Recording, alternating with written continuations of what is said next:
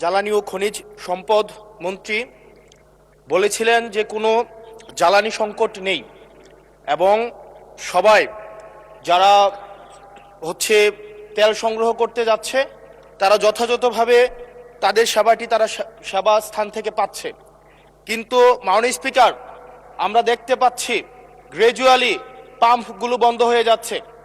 আজকে সিলেটের পাম্প বন্ধ হয়ে গিয়েছে। আমরা দেখছি যে রাস্তাতে লাইনের গাড়ির দীর্ঘ সারি এবং আমরা বারবার করে দেখতে পাচ্ছি যে সবাই প্রত্যাশিত সেবা পাচ্ছে না এবং কিন্তু দুঃখজনক বিষয় সরকার এই বিষয়টি এড়িয়ে যাচ্ছে এবং মন্ত্রী এই প্রবলেমটি অ্যাকনোলেজ করার পরিবর্তে মন্ত্রী আগের মতো আমরা যেভাবে অ্যাভয়েড অফ প্রবলেম মাননীয় সদস্য প্রবলেম যেভাবে আমরা অ্যাভয়েড করে যেতাম, মন্ত্রীদের মধ্যে এক ধরনের প্রবণতা দেখা যাচ্ছে যে তারা প্রবলেম অ্যাভয়েড করছে। আমার মন্ত্রী মহোদয়ের কাছে প্রশ্ন, উনি কি দেখতে পাচ্ছেন না যে গাড়ির দীর্ঘ সারি এবং গ্র্যাজুয়ালি যে পাম্পগুলো বন্ধ হয়ে যাচ্ছে, সেবা কার্যক্রম বিঘ্নিত হচ্ছে, স্কুল বন্ধ হয়ে যাচ্ছে? সেই জায়গাতে উনি কবে নাগাদ এই সমস্যাগুলোর যথাযথভাবে উনি সমাধান দিবে এবং উনি প্রবলেমটি অ্যাকনোলেজ করবেন কিনা? ধন্যবাদ মাননীয় স্পিকার। মাননীয় মন্ত্রী।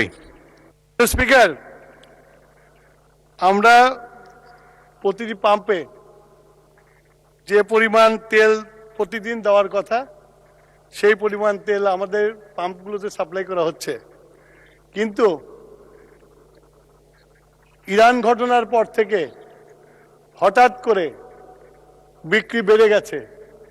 বিক্রি বাড়া যাওয়ার ফলে যে পেট্রোল পাম্পে যে পরিমাণে তেল দিতাম একদিন দেড় দিন লাগতো বিক্রি করতে, এখন 2 ঘন্টায় শেষ হয়ে যায়।